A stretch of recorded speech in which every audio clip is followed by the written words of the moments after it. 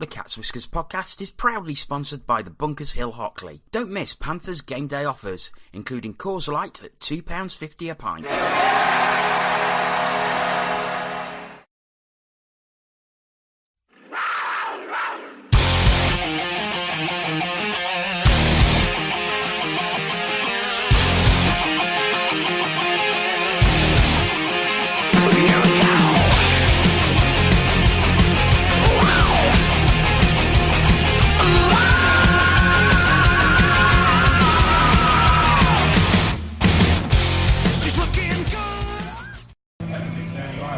Hello, good evening and welcome, and we are currently live from the Bunkers Hill. This is the pre-playoff final weekend 18 edition of the AskTCW podcast, and around the table with me tonight I have Adam Reddish. Hello everybody. Antoine Marie-Jeanne. Yeah, I'm still sober. Only just. That won't last for long. This is I think this is your warm up, isn't it? Yeah. And there is an NHL tournament in the offing, and Ant's going to be competing in that. And we've actually managed to grab one of Ant's friends from Belfast, who is already over here. I'm assuming that the flights and the flights and the tickets were probably already booked before the outcome of the quarter-final stage. This is Noel. And Noel, I just want to get your thoughts from a Belfast perspective on the quarter-final stages. Well, I mean, at the end of the day, we had 2-3 goal leads against you guys, and we couldn't put it away. We have a very good team, and during the quarterfinals we can finish it. It's you guys. I mean, I think we were. My point of view, that I kind of thought as well with the whole Corey Nielsen, David Clark thing with those guys leaving. Kind of felt like that was the worst team that we could get. The emotion was going to be there for you guys, and you guys were going to have that wee bit extra. It felt like that at times during the games. Yeah. Now, one of the questions that we've had, and we're going to discuss this probably a little bit more in depth in the podcast, but I'll just let you have your say from a Belfast perspective. How frustrating is it for you guys that the Panthers, even knowing that the close proximity of the fixtures to when the positions are actually decided, how frustrating is it for you guys that we still insist on not doing a webcast? I have very many comments that I probably couldn't say on this. Be honest, just don't swear. I'll try not. Yeah, keep it clean, but keep it honest. To me, it doesn't seem like it makes any sense. It's easy money.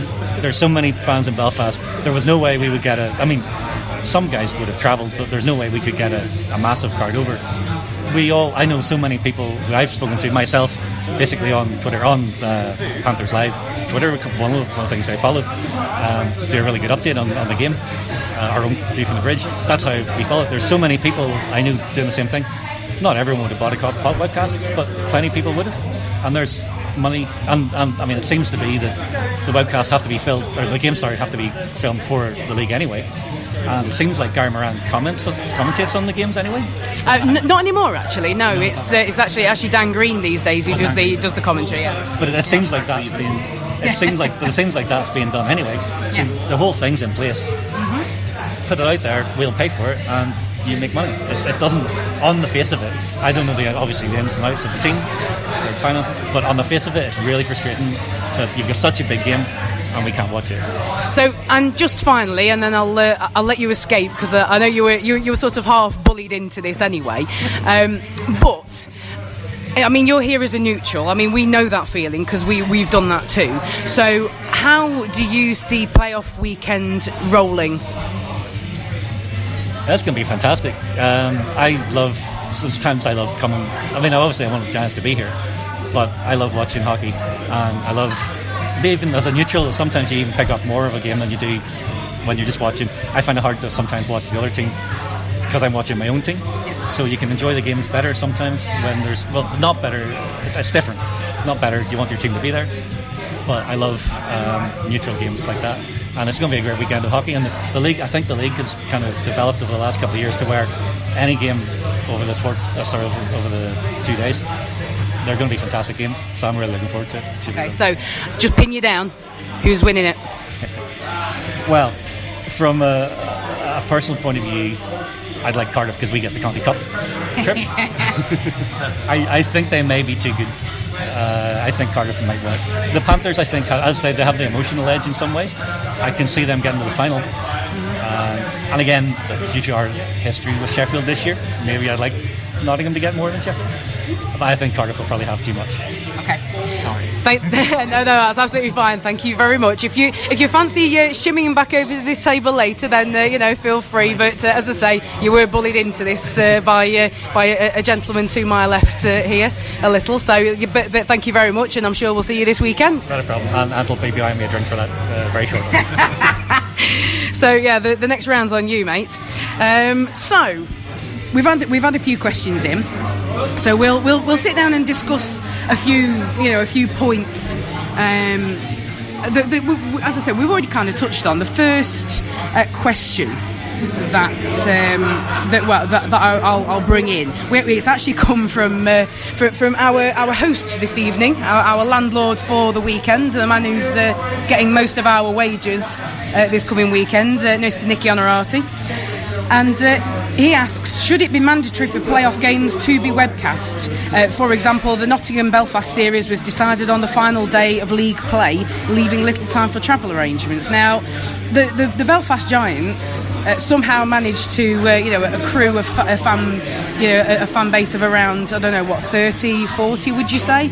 We're up in Block 2. Oh, no, you weren't there, were you, Ant? So, there's about that. There's about 50, I think, an absolute push. Yeah, so I mean, they have a fair few mainland fans as well, though, don't they? Yeah, and I mean, credit to them.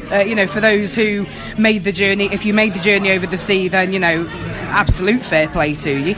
But in terms of the question, and I think that's a fantastic example that Nicky brings. Should it be mandatory? Yeah, I think it should be mandatory.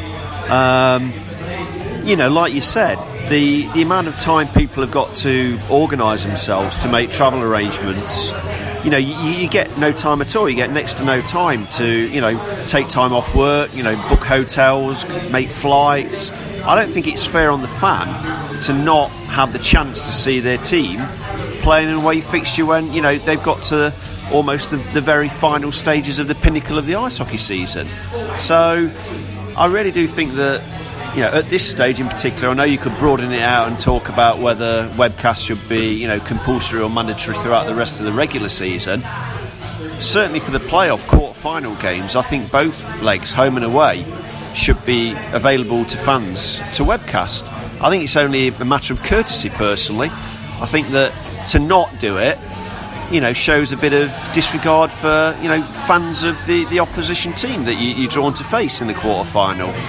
So, I hope the Elite League will think about this for coming years and, insist that, at a very least, webcasts are made available for quarter-final fixtures, home and away. And I'll come to you for your thoughts. And as well, I mean, you have the benefit of having friends in Belfast. And I know when you go over there on your own, you do stay with them. So pretty much all you've got to do is arrange your flight. You can sort of almost guaranteed to be able to rock up to the arena on the night and buy a ticket if you needed to. So, even with that limited amount of work that you would have to do, if the second leg had been at Belfast, what are the chances that you would have made the effort to go and do that? Very little, because I would have had to book short notice annual leave. Obviously it was a weekend of significance for myself and your good self anyway. I know it's a bank holiday and everything, but it's down to the cost. I'd love to be able to go over to Belfast every time we play them, but I can barely make the end of the month unless I do overtime, so you have to pick and choose, and booking them last minute is not really. I know Adam wants to come in on this. Unfortunately, booking them last minute is a bit out of my budget. Yeah, just picking up on that budget mention that Ant's just made. Oh, my coat's just fallen off the back of the chair. Exciting news. A lot of people at this stage of the season have already been asked to pay out big money to come to support their team in the finals weekend at Nottingham. So, folks that have to spend a lot of money to then expect them to have to pay to go and physically watch their team wherever they get drawn to play is yet another blow in the pocket and the wallet for the ice hockey fan that just wants to go and watch their team play. So we've just got to think more of the fan. The Elite League needs to think more about the fans at the back end of the season. I mean, playoff finals weekends tickets aren't cheap. So, after you've put your hand in your wallet to give the Elite League your money for that, to then expect, Panthers fans to fly over to Belfast and vice versa, or different combinations, it's, I think, unreasonable and something that the Elite League should be looking to change next year. Yeah, and I think Noel made a very good point. Yeah, it's easy money. With a fixture that's decided 3-4 days before it actually happens, and the sort of costs and arrangements that you've got to make. I mean, even if you are over here, even if you're in England or sort of on the mainland, as it were, you've still got a fair amount of juggling to do. You've got to plan your time and what have you. So why wouldn't you? And I mean, this sort of reopens the wider debate, doesn't it, really? Because if you are playing Belfast, nobody is going to be encouraged to come over here if there isn't a webcast. It doesn't, the size of the away support doesn't make a blind bit of difference. And pretty much everybody I've ever spoken to, they have several things to take into account, and if they're going to come to a hockey game, they're going to come to a hockey game regardless. Not being a webcast is not a reason to come or not come to a game. If you want to go, you're going to go. Sorry, Ant, you wanted to come into something. It's just like, I know we did the one webcast in our history, not including the Continental Cup finals last season, but the one at home when Sheffield had a chance of winning the league, and I believe they did. But I know it's the Sheffield lot that did that. However, Sheffield were away on Sunday, so surely that frees up their webcast team if they wanted to, get in touch with them and do it again. I believe even Guildford did a webcast for their playoff Sunday, and they don't normally do webcasts. So if a newcomer to the league like Guildford can do it, why can't the supposed richest team in the league? Well, I mean, I think we know it's not a can't. I think we know it's a won't. So it's very disappointing. It's disappointing. It shows the lack of respect, in my opinion, to travelling fans. I mean, we were at the first Neil Black Q&A round the corner from here, and there was we were playing Cardiff that night, and there were some Cardiff Devils fans in there, and they asked the question of it when webcast came up, and they were very upset about it. It's just like, and Neil didn't really have an answer to him other than, we're on about trialling radio commentary, which they've done in Brayhead.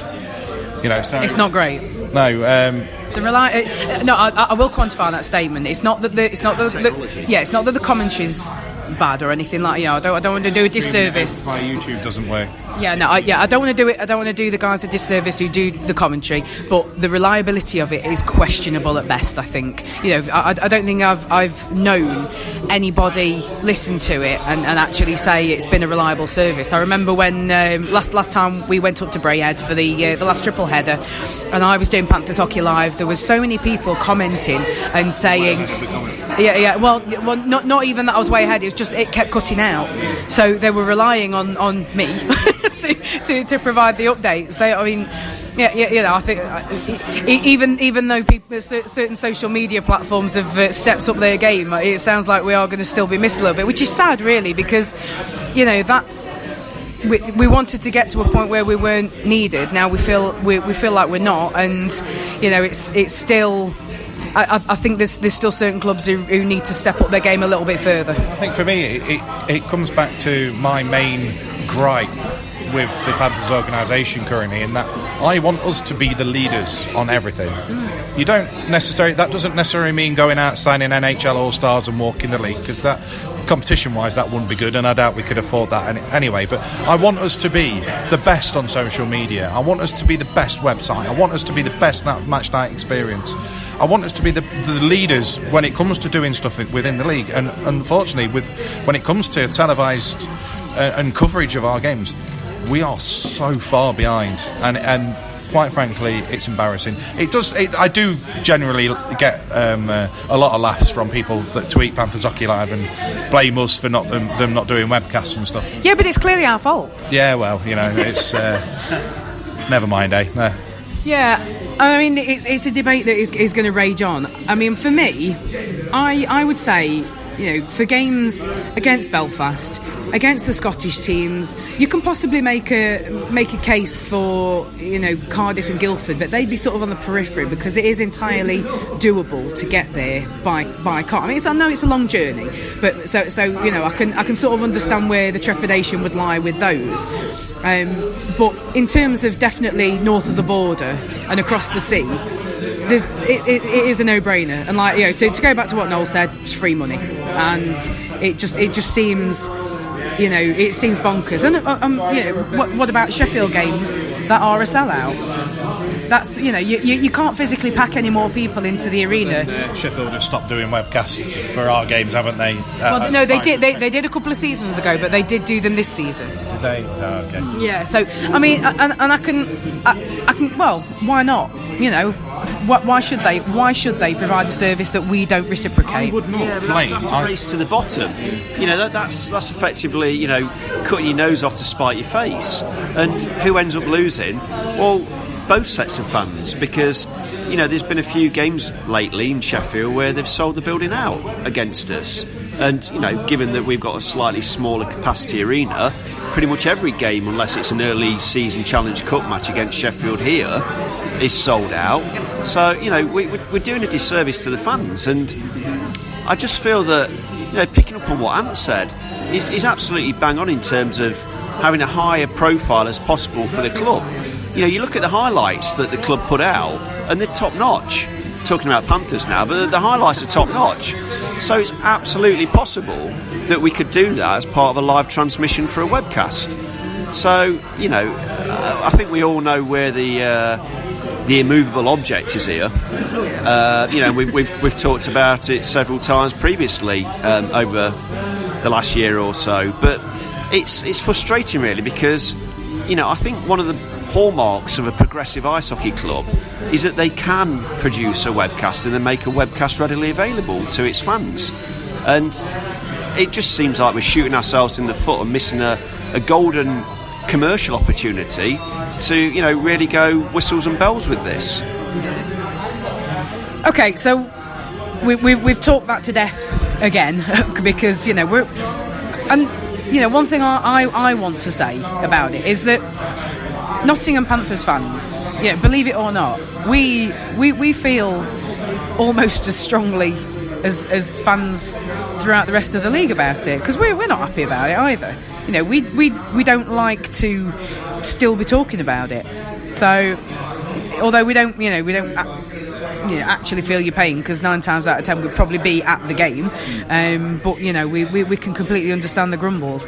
Okay, we'll come to a question that is sort of related to the previous one, and it is it's sort of playoff finals specific, and the question is: TV coverage, mascot debacles, cheer captain, all seemingly thrown together last minute. Is the league as disorganised as it seems, or is there more to it? Now, just to expand on that, just in case you've been under a rock for the last week or two, only recently announced that the playoff final is going to be on BBC Red Button. The 2 semi-finals will be streamed at a cost of, is it £10 per game? Per game, yeah, £10 per game. The third, fourth playoff hangover game that nobody really wants to be at anyway, it sounds like it's going to be on Facebook Live, so that just sort of tells you the value really. And so there's the TV coverage, which seems to have come about very, very quickly. The mascot debacles, what has been happening there is it has come to light that I'm not sure if this is rumour or actual. I mean, there are some mascot accounts that have been tweeting out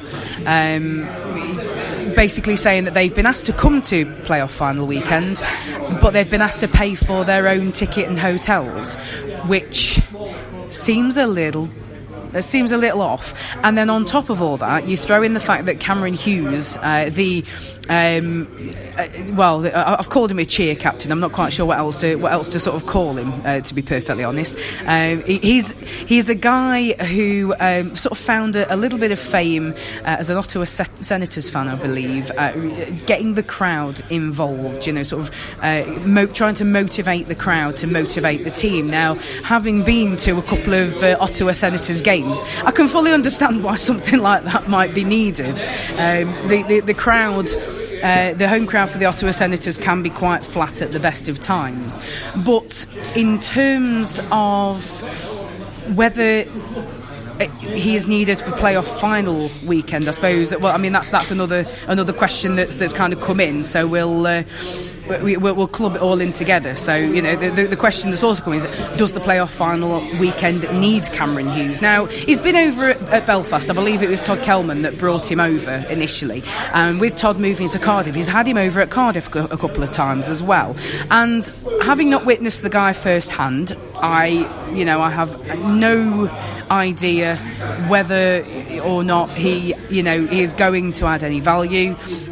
But there's been an awful lot of resistance to it from what I've seen on my Twitter feed today.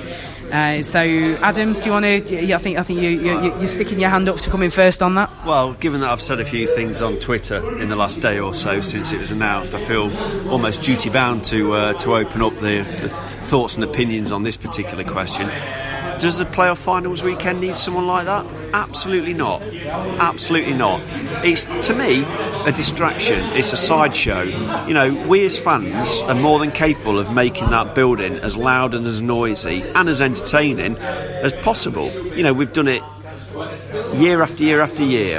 And I think that bringing somebody in, jetting somebody in, especially to try and get the crowd going, if I'm being honest, it's a bit of an insult to the fan bases of every club that are going to be represented in that building over the weekend, because we're more than able of doing that. We're more than capable of doing it. It just feels like we're not able to sort of support our own team. And, there'll be thousands of fans in that building over the weekend rooting for their own team, and it'll be a noisy building.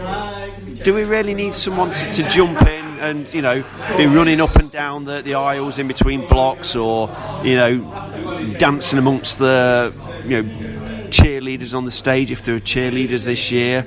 No, I don't think so. It's just, to me, it's a sideshow. It's a distraction. And I dread to think how much money's been spent by the league in flying him over and putting him up in accommodation and paying his salary and whatnot. That's money that could have been far better utilised for other aspects of the playoff finals weekend, in my opinion. Give the fans a bit more entertainment on Bolero Square, or provide some on-ice entertainment in between periods, in the interval breaks. So to bring in what you might call, I don't know, a wind-up merchant, somebody that might antagonise certain sections of the crowd to get a cheer from another section of the crowd, I think is just the totally wrong move by the Elite League. So I'm quite vocal in my criticism of this, because I think it's an absolutely unnecessary step. Okay, and now before I come to you, Anne, because I know you were sort of waving at me, but I just want to go through a couple of responses that we have had on Twitter from people who are listening. So if you do want to get in touch while we are recording, you can do so, and the best way to do it is Twitter. And if you go to our Twitter page at Cats Whiskers TV and just reply to us, send us a tweet, stick in the AskTCW hashtag just in case we miss it, and we'll read out as many as we can while we are recording. So just a couple of things related to what we've already been talking about. Poor old Chris Lavelle, friend of the show, he says, everyone is talking like there is something special happening this weekend. I've nothing in my diary. Can someone help me understand what's occurring? Unfortunately, Chris, as far as you're concerned, there probably isn't. But thank you very much for getting in touch. There are some of your compatriots over here already in the Bunkers Hill, as you may or may not have heard towards the beginning of the show. So they are already making themselves feel at home. So you'll be glad to know. Our mucker Jono Bollard has been in touch as well. He's been in Estonia this week with the TV crew filming GB Under-18s, and he says he would have loved to have watched Sunday's game on a webcast, and that's a Panthers fan wanting to watch a Panthers game. So, again, it goes back to my point. Sometimes we feel your pain as well, everybody else in the Elite League. Okay, so, Ant. So in terms of Cameron Hughes, and we'll tie this in with the sort of mascot debate as well, as it were. Is he going to is he going to do? He is, isn't he? Is he going to do any better than what the mascots could have done? And have the Elite League dropped a bit of a ball here? Right. Okay. So I've watched his video and I've seen clips of him in action and stuff like that. Seems like a lot of fun in the States and what have you. But even the players comment when they come over to Europe, in particular the Elite League, how passionate the fans are. So you will get the chance going and stuff anyway. So it really depends on how the Elite League are planning to use him. Now, if they're going to use him while the games are going on, I can see him getting a fair bit of abuse, basically. I mean, I God knows how many people have been messaging me back and forth and saying if he gets in front of me, I'm going to push the naughty word down the stairs and stuff like that. So, but if they use him as mid-period entertainment, which they've done very little of in previous years, then maybe it's not a bad thing. My whole massive disagreement about it is the fact that they've paid for him to come over. This is just a random bloke who just started dancing at one game, and then he's made a bloody career out of it. I wish I'd known that 10 years ago when I was a little bit thinner and a little bit fitter. I mean, he goes to the US Open tennis. I know Djokovic is a big fan of him and stuff like that, and it's just... Surely, if he's mates with Kelman could have got him a VIP free ticket anyway, and then he could have done all this as part and parcel of it. It's exposing his brand, if you like, over here. But the fact that the Elite League have used money that could have gone to other areas to pay for him to come over, I think that's the bit for me that irks me. And then we come on to the mascot debate. Now, I know it's not a big thing for our paws, because obviously he lives in Nottingham, and the playoff finals weekend is at the National Eye Centre, which just so happens to be in the centre of the country in Nottingham. But yet the Elite League have put a message out to all the mascots of all the other teams 3 or 4 days ago saying, we really want you to come. However, they're not prepared to pay for any of it. It's taken the Blaze Booster Club to pay for Scorcher's ticket and his lodgings and stuff for the weekend, which is fantastic. But we already know there's several, we know Paws from Edinburgh has already said that they wouldn't be coming down, and that's just a shame, because the mascots deserve to be a part of this weekend as much as the fans and the teams do. They bust their backsides all year round for little or no gain whatsoever, and it's this time of year it'd be nice for even if it was down to the teams to say, we'll pay for you, come on the players' bus or whatever you like that, we'll sort your lodgings out. Just that little bit of a nod, thank you for all your hard work over the year, come to the playoff final weekend, dance like a lunatic, pick on Steeler Dan, and everybody's happy. I just feel really, really sad for them. I mean, I hope He-Man's over from Belfast, because I always like taking the mickey out of him. And obviously, you always look forward to seeing Scorcher, and I can guarantee, paid or not, Clangus will be here. So, at least some of them will be showing themselves. But part of me, oh my God, the Jaeger's out already. Part of me, not with us. No, not yet. Anyway, part of me hopes that there's some kind of reaction with Mr. Hughes and the mascots, even if it's a fake brawl. I mean, it's WrestleMania weekend. Go for it. Scorch and Co. Take him out. But like I say, he could be used, doing the free T-shirt giveaways and stuff like that, because he's an energetic fella and he does get people coming in. And it is mainly Cardiff fans are the only ones that are actually, fully behind the old idea. So they've seen him in action. They obviously know what to expect. I'm not going to... I mean, some of the personal abuse that's been sent to him is going too far, like it always is, but I will give him a chance.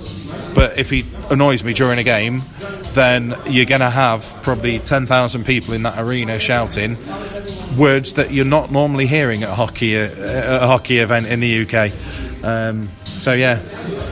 Welcome to Nottingham. So just the final point that we haven't touched on from this particular question, the TV coverage. Now, I'll put this out there. It is fantastic that we've managed to get the final on the BBC Red Button. However, is it Red Button or is it the website? Is it Red Button or website? I think it's just a website. It could be just website. I'm happy to be corrected, gentlemen. Thank you very much. Adam's going to go off and research that for me because I seem to have failed, which very unlike me. I'll go and write myself 200 lines later on. I must do more research. Anyway, is it enough? You know, we've got there's the webcasts at £10 a throw on Saturday. You've got the BBC coverage. I mean, it doesn't matter to us because we've got our tickets. We're going to be there. But you know, we are allegedly still trying to grow our sport. We are still, you know, we're still a minority sport. We are still the country's best kept secret when it comes to sport. The biggest indoor sporting event in the country. You've got numbers of fans that turn up to, like, look how many fans attend the Christmas specials, if you like, between us and Sheffield. You're looking, 16,000 fans over 2 games. If Notts County got a crowd of 16,000 fans for a game, when it's not like the special offers they do, they'd be loving that. I mean, you look at attendances, you know, the attendances that we get at some of the arenas like Belfast, Cardiff. Obviously they regret building a smaller arena, but these attendances outrank League 1, League 2 clubs. And obviously football is the biggest sport in this country. But it just beggars belief that I know it's owned by Premier, and there's obviously a history with Premier and the Elite League. But you've got Free Sports now, which is a proper sports channel. It shows proper sports, not like the thing that we were on last season briefly. Why the Elite League haven't gone, you know what, we're sorry, whatever, you know, it's bygones be bygones, let's grow a brand with you. Premier Sports offered them the contract and they turned it down. We know that. But now they've got the free to view channel, like this is what they wanted, and they're not taking advantage of it. It's, again, we could wrap this under the webcast thing. And Adam, and you want to come in on this? Well, I just want to quickly come in on that. I mean, yes, fine. We pulled out of the Premier Sports deal because we wanted free to air. Did we get it? No. And then Premier Sports come up with Free Sports, and make it a free to air channel. Massive missed opportunity. Massive missed opportunity. So, I mean, one side of the argument could say, well, the Elite League didn't see that coming. Well, you know what? We had a good thing, and like you say, Ant, the Elite League were offered a deal, and the Elite League didn't want to take it for whatever reason. And you know, they can berate us all that they like for giving them stick for it, but until we actually 100% know the details, because there's more to it than just wanting to go to free to air, because you don't pull out of a deal when you haven't got something else all ready to go. You know, if you've got a contract, somebody's offering you a fairly decent renewal, and then you go, oh no, well I don't want to do. It's like if you had a car and you need that car to, you know, go off to new places, you know, go and get yourself a better job, you know, because it's more reliable, it'll keep, you know, all those things. Road trips to Hull. Yeah, well, hockey road trips, for example. You don't then say to the you've got this thing on finance. You don't say, no, I'm going to give you the car back, and they'll say, they say, well, how are you going to get to work? Well, I don't know. I'm going to go out and look for something. people would look at you like you got 3 heads.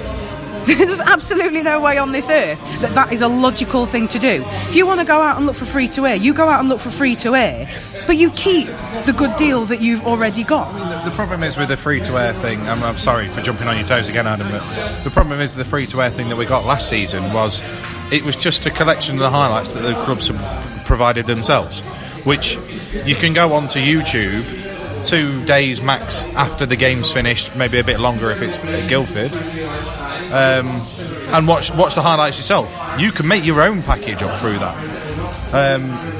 What we really wanted was either live games every so often or a proper match of the day style highlights package where they actually have people in, like it used to be on Sky with Simsy and Strax, and they used to sit down and they properly used to dissect the games that going on and the debating on things that were going on in the league at the time, and then obviously they'd have a special feature every week and stuff like that as well. That's what fans want from the league, but the league want to fill their own pockets, and that's unfortunate. That's what it comes down to. It's the only thing it can come down to, because they've had the chance and they've turned it down.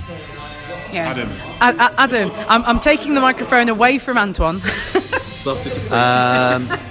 Well, the problem is, I agree with almost every word Ant said there, and I can't get past the fact that if the league maximised its sort of product to as wide an audience as possible, that would help the league commercially. That would bring money into every club, because you'd expand the popularity of the sport. You'd get new people watching a highlights, match of the day-esque programme or a live programme on a reasonably reputable channel, and folks would then maybe drift down to their local rink and try and take in the live experience of a game.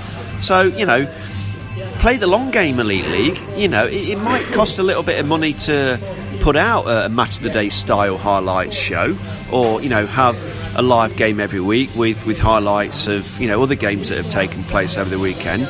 But in the end, that will bring the fans into the sport. That will widen the sort of appeal of ice hockey in Britain. And as others have said, ice hockey is the most popular indoor sport in the country, and it has been for 3 or 4 years. But to me as a fan, it still seems like the administrators of the sport in this country are quite happy for it to be their little sort of secret that they don't want to bring anyone in on the outside to. Can I just jump in on that? Imagine if what's his face, who's behind the snooker and the darts, Barry Hearn. Imagine if he got behind the Elite League. My God, we'd be on the front pages of newspapers and stuff. That's what it needs. It needs somebody to take the lead by by its neck and shake it into life. Yeah, what? Valid point. Totally agree with that. But I just. By the way, I wouldn't want Barry here. No. He's a bit of an abrasive character, and he's a bit like Marmite, but I think more people hate him than love him. But the general principle still stands in that the sport needs to take off. There needs to be a revolution somewhere, and someone's got to be responsible for that. And it feels at the moment like the sport's treading water. Don't get me wrong, it's great that we've had Milton Keynes and Guildford join the Elite League at the start of this season. And who knows, over the next few years there might be a London franchise added, and Hull might return to the Elite League, which would be great and a really good addition, because I know the man sat on the other side of the table from me loves his trips up to Humberside. But nevertheless, even with those teams added, it still feels like a very insular world, the world of British ice hockey. And okay, the owners and the administrators might lose a little bit of control by breaking it open to a more widestream audience, but I think it's the risk that you need to take if you want to see ice hockey take that step to the next level of popularity. I mean, just going slightly off topic, there's obviously a thirst for that sort of thing out there, because you look at the numbers that listen to this show, listen to A View from the Bridge, listen to the Purple Army one, the Red Devils Roundup, all the podcasts that are done by the fans, they bring in damn good numbers every week. The thousands of people are listening to all these podcasts in total. I mean, it just, surely that alone, I mean, I don't know what you guys think, but I'd be quite happy to kick back and watch a match of the day style Elite League show every week that covered all the stuff that like we would cover or the other podcasts would cover without having to do it ourselves. That's all right. Ant's busy trying to talk us out of a job here. But no, I don't think Ant is, because I think what Ant's saying, and it can correct me if I'm wrong, but is that we need to give ice hockey as professional. How can I put this? I'm trying to find the right word, and I've only had one pint, so it's not the alcohol that's caused me to be confused. But we need to make ice hockey as professional as possible in all aspects. So when it comes to match night entertainment, the off-ice part is, dare I say, almost as important as the on-ice product. But when you're looking at things like TV coverage and highlights arrangements and things like that, NHL on the Fly is a perfect example. That would be all gone. What's called a magazine program, because it just dips in and out of different stories and shows you the key highlights and the key coverage from games that have been played in the last few days. Something like that for the Elite League would be brilliant. But I really don't know what the owners collectively of the Elite League are doing, because it seems like they're happy to just be very inwardly looking in their big tent, and they're not prepared, for whatever reason, to embrace the thousands and thousands of people that they could bring in to their rinks to fill their home arenas and rinks out and give the sport the sort of popularity that it deserves. Because I know we're biased around this table, we think ice hockey is a great sport, but it's annoying for me to think that ice hockey is a great sport, but it is so not well known across the wider population. And it might be a little bit of a culture shock for people that go to games that sit in half full rinks, that if there was a highlights program or a TV deal that really took a sport to the next step, then they wouldn't be sat in half full rinks anymore, and there'd be people all around them, and there wouldn't be a seat to be had. But surely that's great for the sport, great for the owners, because they'll be making money. But it's all about giving the sport kudos and profile. And at the moment, I think that the Elite League are possibly their own worst enemy, because for every one good thing that they do, they seem to do two retrograde steps to shoot themselves in the foot. So and I personally, I know we're going way off topic, but independent ownership of the Elite League and independent governance of the Elite League for me is absolutely essential if the sport's going to go anywhere. Okay. Anything you want to say on that, Tina? I think you've kind of covered it, guys. I am left without any words to add. Tina's speechless. Boom. Put it in the diary. Let's have a little chat about playoffs, about this weekend. I mean, it's quite unexpected that we're all sitting here going, the Panthers are going to be there. It's not. Can I take you? Can I take you back to the webcast that we did on the way back from Scotland the other week, where we were asked about our playoff predictions, and I believe I was the only one that said that Panthers would make it to the final four. I did. You did. But I think that I said that Panthers would just have enough to get past Belfast over two legs. And I guess an overtime winner in the second leg is probably, just getting past the Giants. So, yes. Did you put money on it? No, that's the annoying thing.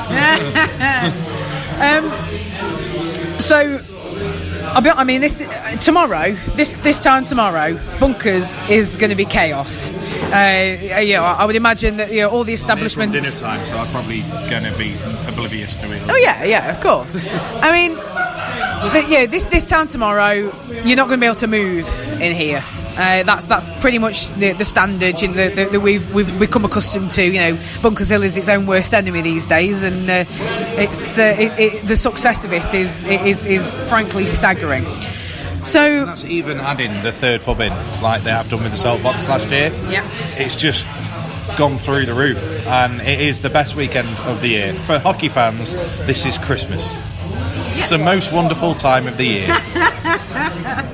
So, what's good? What says playoffs to you guys? For me, it's the chance to mingle with friends that I've made over previous years and stuff. And I'll always go back to, it's 8 years ago now. I was at the bar in here, and I was just stood there, and Panthers had won it. And I just stood there waiting to get a drink, and I turned around to the bloke next to me, and we just started chatting, and then the bloke on the other side of me joined in with the chat. One of them says, "Oh, come with me, lads," and took us over to his mates, Steelers fan. They were all Steelers fans. Introduced us to, "Hey up, peeps, this is Ant, this is Matt. They're a Panthers fan and a Blaze fan that aren't a word that I'm not allowed to use." Yeah, keep it clean, man. And from then on, they've been like two of my closest mates. Not even just hockey, but that is, for me, that is playoffs. It's a chance to mingle with people that you probably only get to see at this time of year, because this is the one time, everybody's in the same place. Obviously, there's going to be people not here that we'd love to have been here and what have you. Not talking about Jono, obviously, but it's the social aspect, and yeah, it's fantastic that we're at the weekend, because I might actually watch some hockey this year rather than last year. But it's the social aspect, the coming together. But I remember my first playoffs. I got tickets late on. Panthers hadn't qualified. So I bought my tickets after Panthers hadn't qualified, and me and my mate was sat in the section which was mainly Newcastle Vipers fans, but there was also a few Manchester Phoenix fans with us. Didn't know what to expect. This my first proper full season of watching hockey. And me and my mate walked in, and as soon as you walked through the doors into the actual bowl, you could feel the buzz. You could feel the atmosphere. You knew it was a big game. You knew something special was happening. And we went up, we sat down, and we chatted with everybody around us and what have you. And from that moment on, it's just been an addiction, really. But I remember the stuff at that weekend. I remember coming to bunkers, absolutely rammed. I remember being in the sandwich shop across the road, absolutely rammed. I remember walking down the concourse, and there's stalls and stands, and everybody's selling merchandise, and there was stuff going on in Bolero Square. I think that's the thing that's missing now, more than anything. Well, hold that thought. I'll, Adam, what is playoffs for you? Playoffs for me, I think it's the diversity. It's seeing friends that I don't mean that. If only we had a camera at this moment that could pick up on what Ant was just doing. No, it is. It's the diversity. It's seeing people that you only sometimes see once a season. Old friends that converge on Nottingham. It's. I don't want to sound cliche, but it's just a celebration of hockey and all that makes hockey good in this country. You get to see fans supporting their clubs in different ways to the way that we as Nottingham fans support our team. You hear different chants. You hear. Different accents, regional accents. It's great. It just feels like a bit of a cultural tapestry of what's great about ice hockey in this country. And 99.9% of the time, it's such a relaxed atmosphere.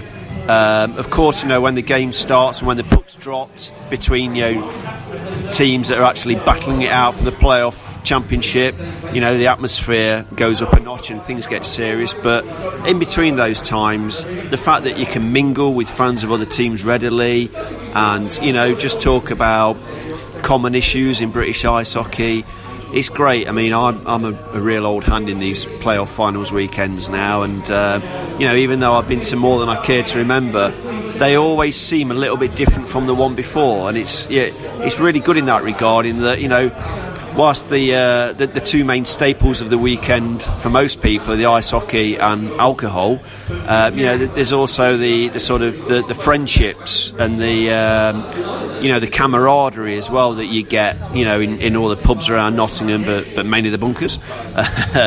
plug for the sponsor there. So yeah, I think it's the diversity and the camaraderie. They be the two big sort of elements that I think makes playoff final weekends in Nottingham so special. Yeah, I mean, my first playoffs, I remember it very well, and it was all sorts of pomp and spectacle, and so far I don't think there's one that's matched up to that for me in terms of atmosphere. I think there's been good playoffs, but nothing that quite matches up to me first. But since then, made a lot of friends. There's been changes in ownership of establishments, new routines. I mean, let's even go as recent as last year's final. We needed double overtime to settle it. I mean, what a game that was. Although what I will say, playoffs is certainly not closing your bars while double overtime is happening at Motorpoint Arena. Please take note. Yeah, it is a showcase of our sport. And I think more needs to be done, frankly. And on that, we're gonna just go around the table. And we've had a tweet as well on the subject of this for what could be added to make it better. What needs to happen to give this weekend the showcase it deserves. Rob Maron has been in touch on Twitter, and he says mascot races or dance off, which clearly is not going to happen this season. But I think. I think the reaction that this year is something for the board to take note of. But we've talked about that already, so we'll not. We'll not do that. Rob also mentions Zorb football. Now, the young lady I sit next to at hockey games works for the arena. And every time you mention Zorb football, she sort of rolls her eyes and goes, "Oh, risk assessment." so this is life nowadays. I know everything's health and safety. Yes. You need assessments for everything nowadays. To get a dartboard up at work, I had to go through a health and safety assessment to get a blooming dartboard up at work. This is modern life. Yes. This is why modern life is rubbish. Hey, spot the 90s Britpop album there.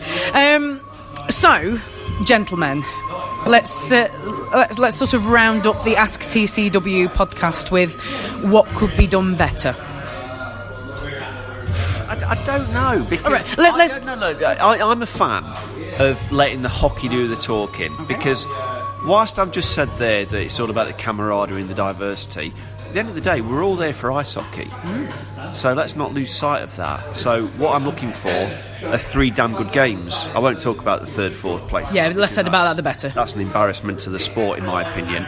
But, we're there for 3 damn good games of hockey, 3 competitive, almost every last shift matters sort of ice hockey. So, anything else around that is good. Now, I think, though, that we badly utilise Bolero Square during playoff finals weekends. And, I'm old enough to remember playoff finals weekends here at the arena where the second pad was actually boarded over and was almost like an expo area where, there was all sorts of stalls and different people, selling their wares, ice hockey gear, ice hockey jerseys, food, drink, that sort of thing. And that was fantastic, It was really, really good because it gave people a natural place to congregate.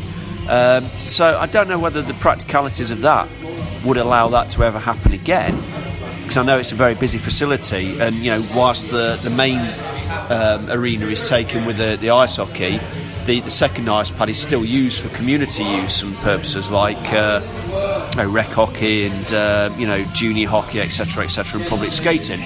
But if we can't do that, let's use Bolero Square more. And because I've noticed the last few years there's been vast spaces and swathes of open area on Bolero Square. Yeah, you've got the odd vendor, that's around the outside of it. But, you know, let's turn that into a real sort of fan zone where there's plenty of things to hold the fans' attention, rather than, you know, having to just drift off into Nottingham. Where I'm sure that the pubs and the shops in Nottingham City Centre love that, but wouldn't it be great if the arena could hold more of the fans' interest and certainly more of the fans' disposable income in things that were available around the arena? And like I was about to say, my first playoff weekend, I remember the stalls, you know, on the concourse and stuff like that, and it's probably the concourse is too narrow to have that, I think. However, like Adam's said, using Bolero Square more, I know like the last couple of years they've started having like the rec hockey teams and the deck hockey teams and stuff have had things going on. But that, I think, by all accounts, that's all been driven by fans. I mean, you look at the playoff parties that used to happen on the Friday that Keith used to organise. It's all been driven by fans. Yeah. You look at the events that are happening this weekend, it's been driven by the Bunkers and the other two pubs next to the arena and Hooters. You know, they're the ones that are actually going, oh, we've got a weekend, we know we've got a shed load of fans coming down, let's do something for them. Why in the Elite League doing more? You've got the sponsorship deal. Spend some of the money on the fans. Give something back. You know. See, now, I mean, I'll. But I love the idea of Zorb football. I'm all for Zorb football. However, doing Zorb football on a playoff Saturday after you've been out at the Friday night of the playoffs, bagsy not, right? Yeah. I really would need a risk assessment. If you risk assessed it, I think the risk would be far too high. Anyway, you know that scene in what's that skating movie with Will Ferrell and what's his face from Napoleon Dynamite, Blades of Glory. Yeah. You know the bit when he skates on and he's wearing the head and he's been drinking all day. That would be Zorb football on playoff Saturday, I guarantee. See, I mean, I've touched on something related to this before. I believe when we did in a previous conversation about webcasts, I have referred to Hull using the local college or university. I forget. Paul did correct me at the time, but he's not here to correct me this time. But you know, and I think maybe the Elite League could maybe consider doing something like that here. I have the benefit of having gone to college in Nottingham, and I was a drama student. I went to college. I was a drama student, believe it or not, darling Clovey, and there is a wonderful drama, arts and music department down at Clarendon College, which is part of New College Nottingham. I know that several times over the course of a year you get drama, arts, dance performances and music performance. They are falling over each other to try and book the performance halls to you know, basically perform, do their stuff. Yeah. And I think certainly the music and dance students would love that. Get a like they do on Market Square when they have Paddy's Day. They get a lorry trailer, empty lorry trailer, set all the gear up, get some bands on there. That's how you could use Bolero Square. And I think that's, you know, something that could, you know, be considered. I mean, I'd put it forward to the Elite League, but last season I put forward that I'd like to sing the national anthem, and they got a recording. But you know, I'm not bitter. But yeah, I think in terms of, I mean, for me personally, I'm not horrendously interested if there's only one or two stalls to buy your merchandise and stuff like that. But I think people need to be entertained, and they also need a reason, like you say, to stay around the arena. That's not the news you want at Star Weekend, is it? And also, you know, so yes, you know, maybe more food vendors. Maybe more food vendors, definitely some entertainment, you know. I mean, in between the two semi-finals, people are fighting to get to, like, restaurants, Lace Market Jiffy, takeaways, etc., etc. Yeah. But it's a Saturday afternoon, so everywhere's rammed. Yeah. So, you know, get your little food vendors. Maybe perhaps you get local businesses to pitch for a bit of space on Bolero Square. You know what would be really helpful as well is if in the run up to the playoff finals weekend, someone could put out maybe a plan or a diagram of where all of these different vendors are going to be around the arena. So instead of just wandering around, in almost a daze because it's so busy on the concourse, how about, we have a plan or a diagram of the arena so we can see where, someone's selling Mexican food or someone's selling Chinese food or, where we can get a particular drink or that sort of thing. Because that as well, and the more options there are, the cheaper that would make it for the fans, because you wouldn't have to pay like £8 for a burger if there's another 3 options that go, well, we'll charge you £5. So everybody will bring the prices down. True. Well, I mean, let's be right about this. The NIC is a business, and they're not going to, bring anything in that is in direct competition with what they do. However, there's no excuse to not provide some variety for the things they don't do. No, but what I was saying is, if they gave fans more information about where certain things were in relation to the arena, oh, absolutely, it hopefully cut down some of the chaos that you get in between periods where you go out onto the concourse and you're basically met with a sea of non-moving people because it's gridlock, absolute gridlock, and people, are just trying to move around to find various things. Well, let us have some information before the event so we know where to go to get a hot dog or where to go to get some speciality food. And hopefully then we talk about fan experiences. It's never fun. And Ant mentioned earlier how narrow the concourses are at the NIC, which is true, even for a Sheffield home game, it's terrible. But, the playoff finals weekend, it seems to be even worse. That's the sort of thing that can help, make or break your sort of enjoyment of a game.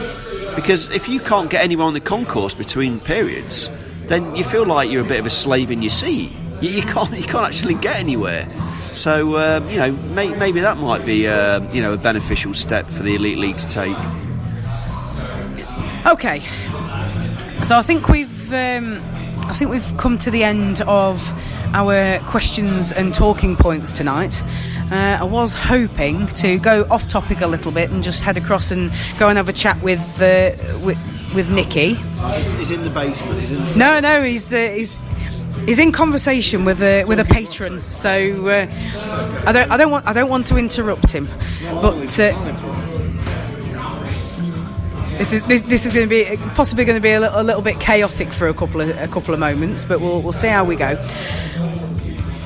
One thing that I will just segue in here while I'm waiting for Ant to convince him to come across and say hi to everybody. If you are already here in Nottingham at the time of recording, then welcome. Please enjoy yourself. Drink responsibly. Message from the sponsors. And if you are travelling, then safe travels. Get yourself here safely. Visit whichever establishment you wish to visit. I don't know. There are actually there was actually a plan that I saw on social media, in that. People we're trying to say don't come to Bunkers because it's terrible, and then those of us that do come to Bunkers will be able to get to the bar. So I think that was that was a plan that was formulating. I'm just going to move over to the general bar area.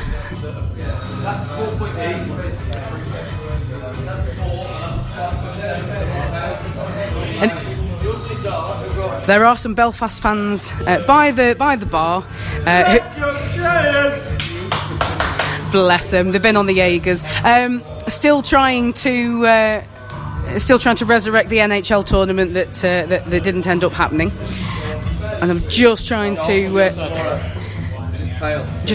segue a chat with our landlord.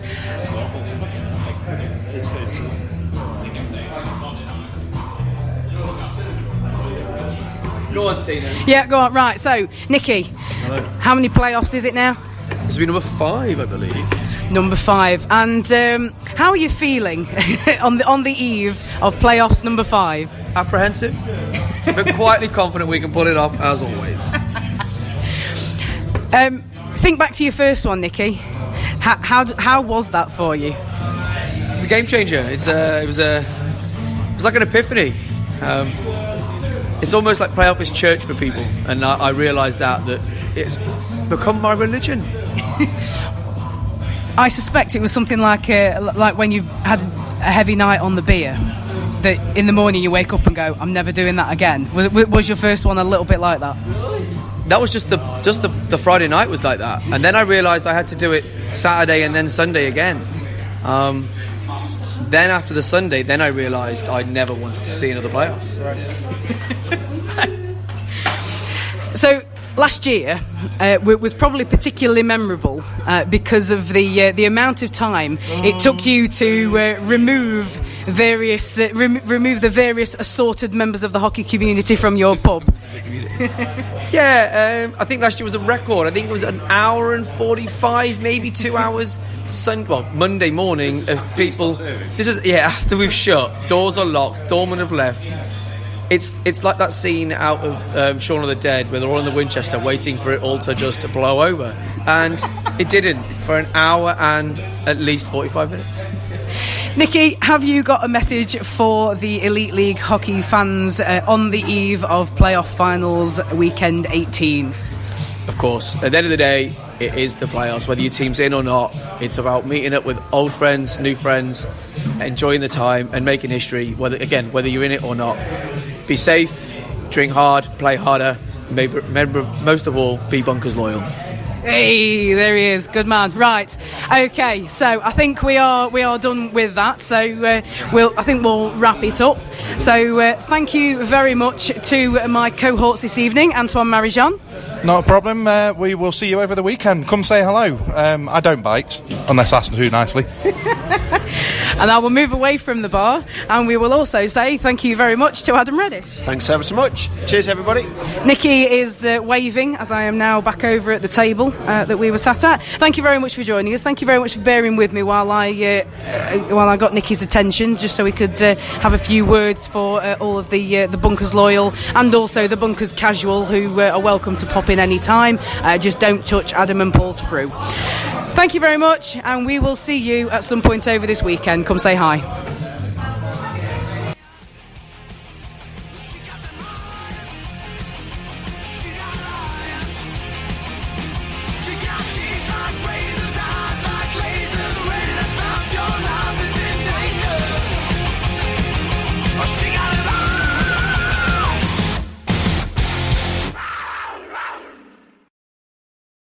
This edition of the Cat's Whiskers podcast was brought to you by the Bunkers Hill Hockley.